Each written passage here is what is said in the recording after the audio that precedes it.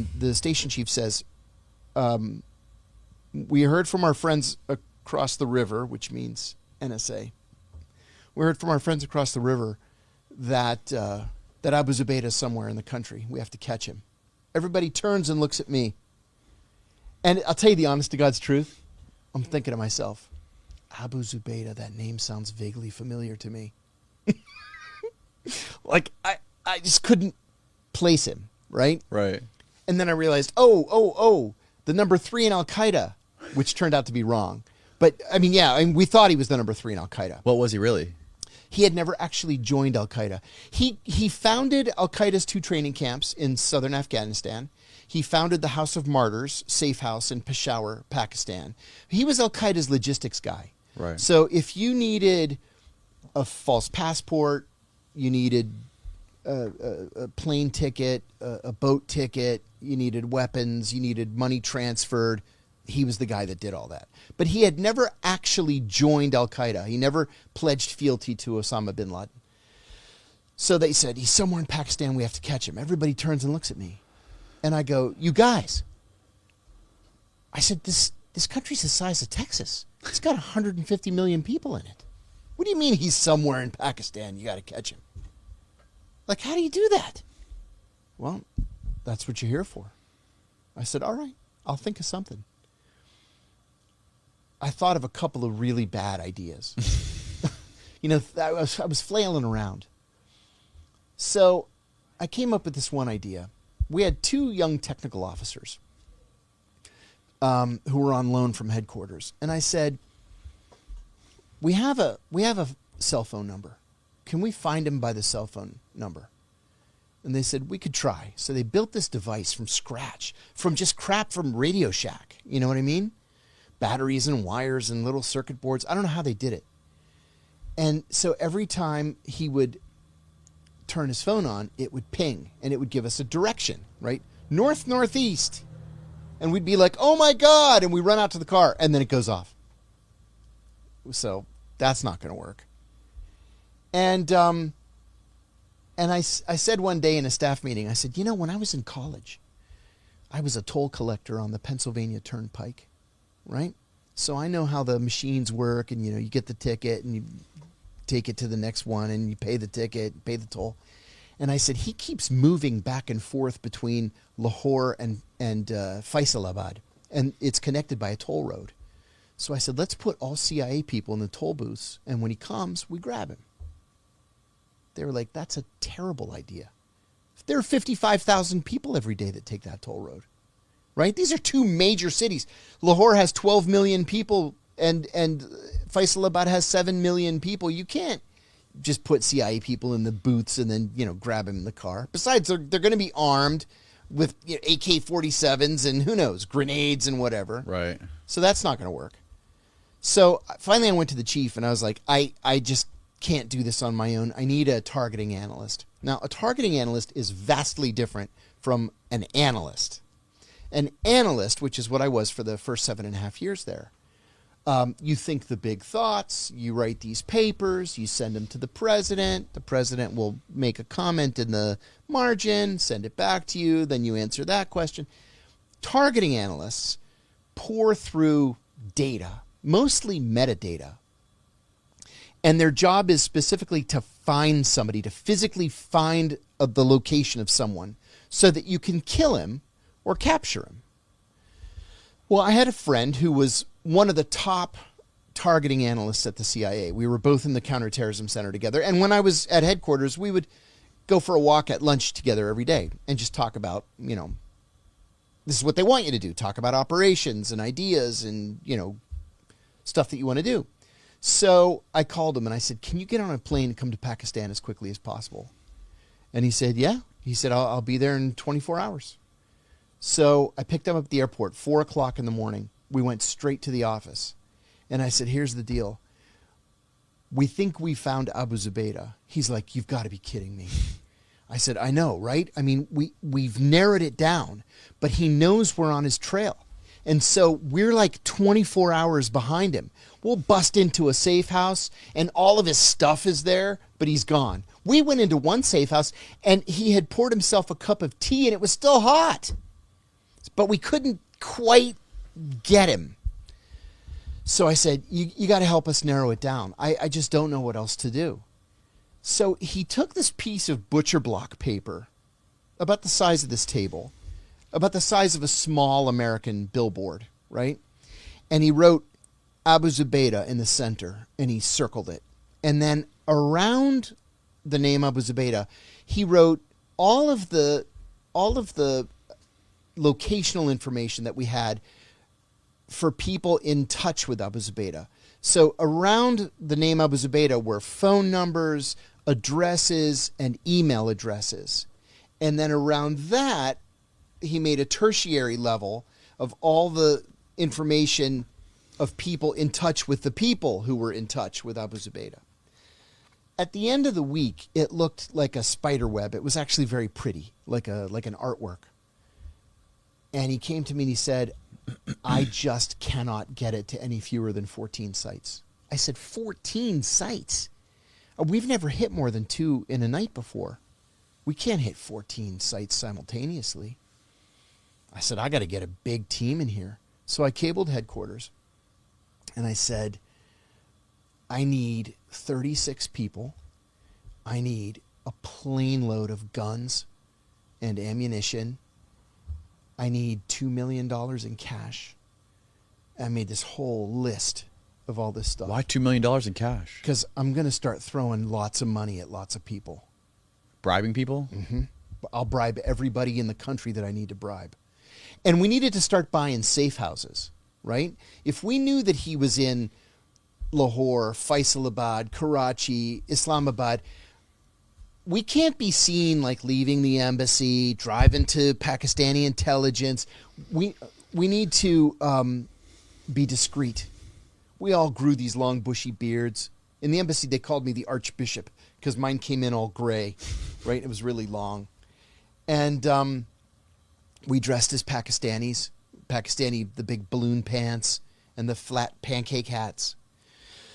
So just 2 days later, this completely unmarked 737 lands at the airport, and 36 guys get off, half CIA, half FBI, and then pallets and pallets of equipment. It took us hours to unload this plane. And I went to introduce myself to the Pakistani intelligence officer in charge in Faisalabad, and he said, what do you need for me to help you with? And I said, I need a real estate agent. So he got us a real estate agent. We bought 2 houses. We bought a 10-bedroom, 10-bath house in Lahore, figuring we could use the bedrooms to interrogate prisoners. And then we bought a 7-bedroom, 7-bath house in Faisalabad. It was a doctor's house, I remember. And then we started briefing the team, here's what we're going to do. Here's what the plan is. We got 14 sites. We're going to have to hit every one of them simultaneously. And I said, it's never been done before, and the risk is high, right? I mean, it's like really high. Like, not all of us may make it back. So, on the night of the raid, my colleague who I was closest to, he and I'm skipping a lot of this story because it's so long.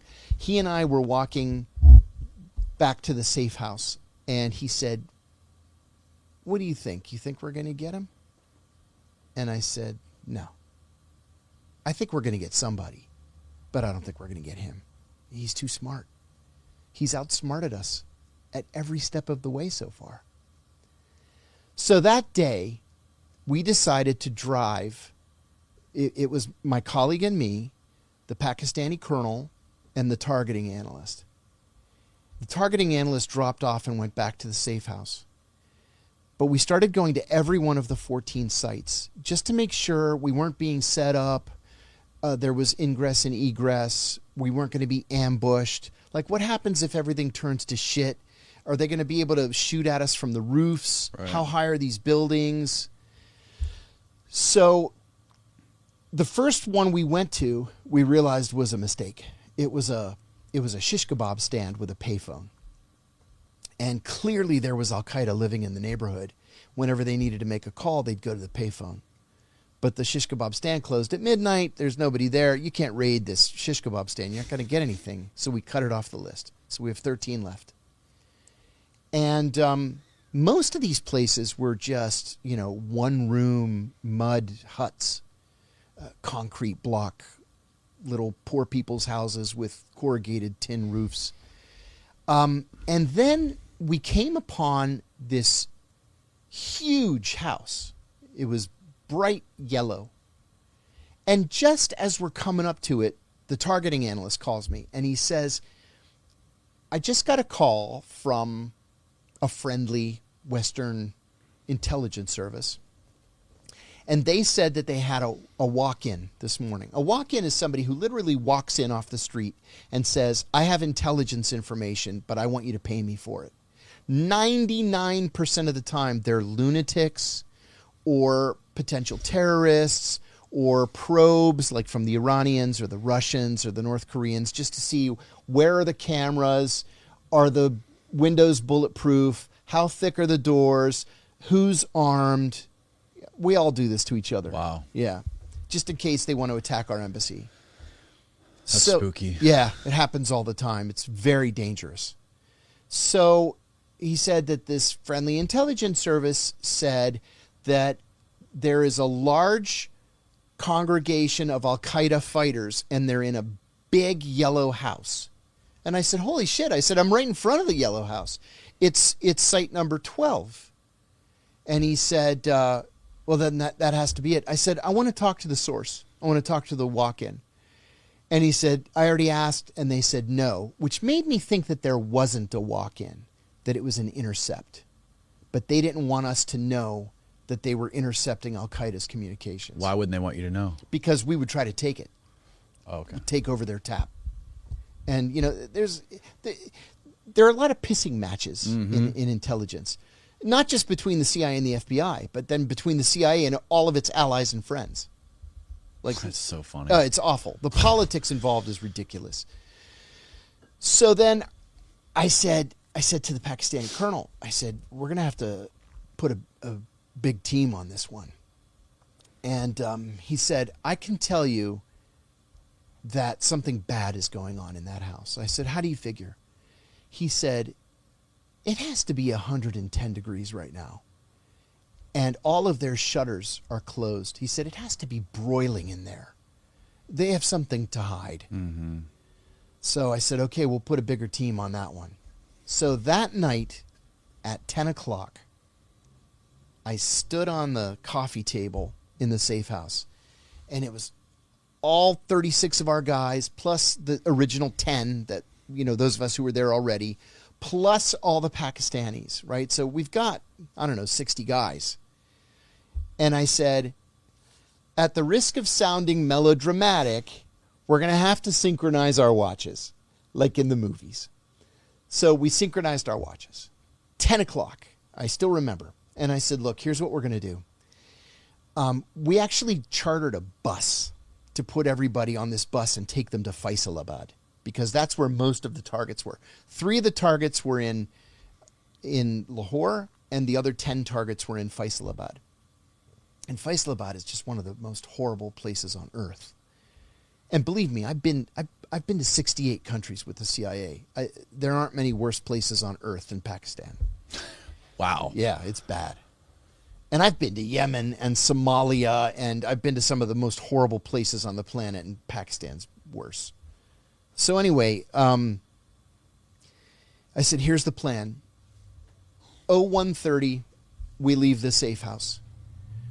01:45, be in the target neighborhood. 01:50, be parked in your spot. 01:55, make sure that not only do you have line of sight of the target, but make sure that you're not being surveilled. 01:58, get out of the car, and exactly at 0200, break down the door, separate all the women and children from the men, and make sure all of the men are cuffed. And I said, because this is an open criminal investigation, our friends from the FBI are going to begin collecting evidence, which was total horseshit, let me tell you. The difference between the CIA and the FBI is the FBI goes in and they put little sticky notes on the 4 walls, wall 1, wall 2, wall 3, wall 4. Then they open all the drawers and they take pictures of what's inside the drawers. Then they look for papers and they collect all the papers, okay, because they're going to build a case. CIA, you go in, you bust down the door, you grab all the guys, and you send them to Guantanamo. Oh, that's fucking hilarious. So we were on the roof, my colleague and I, we were on the roof of the safe house at 0200. And I said to him, I looked at my watch and I said, 0200, here we go. And just as I said it, we heard this sound in the distance, boink, boink, boink, like metal on metal. And I said, that's not good. It's 2 o'clock in the morning, right? Nobody in the country's awake. And then we hear shots fired. And I said, oh man, that's really not good. So I got on the walkie-talkie. We knew that big yellow house was the nearest, physically nearest to us. So I said, Site 12, come in. What's going on over there? And the guy's like, shots fired, shots fired. Well, we knew that. Also, rule number 1 in intelligence operations is the walkie-talkies always die, right? They never, ever work. I actually went to NSA when I got back. They wanted you to do this lessons learned thing because this was the first successful major capture post 9/11. And I said, please, you guys are all geniuses here, right? You build these computers, these supercomputers. We don't even know what they do. You put satellites. You can't make a battery that doesn't die after an hour? Come on. Like, seriously. It's funny, the most obvious things are the things that suck the most. Yeah. So we run downstairs. We jump in the car. We speed over to the yellow house, and it's chaos. One of the things I told the Pakistanis just before we kicked off, I said, we have to take him alive, right? My orders were very specific. We have to take him alive. So don't shoot unless you're being shot at. It was clear to everybody. So we get there, chaos. One guy is dead, laying dead in the street. I can show you some pictures I have on my phone. Another guy looks like if he's not dead, he's going to be dead in 5 minutes. And another guy is screaming bloody murder and he's completely soaked in blood. And these are their guys or your guys? Their guys. Okay. I said, what the fuck happened? And this Pakistani policeman says to me, we got him. We got your man. I said, why'd you shoot them? He said that they were jumping from the roof of the house to the roof of the other house to escape. And so he shot them.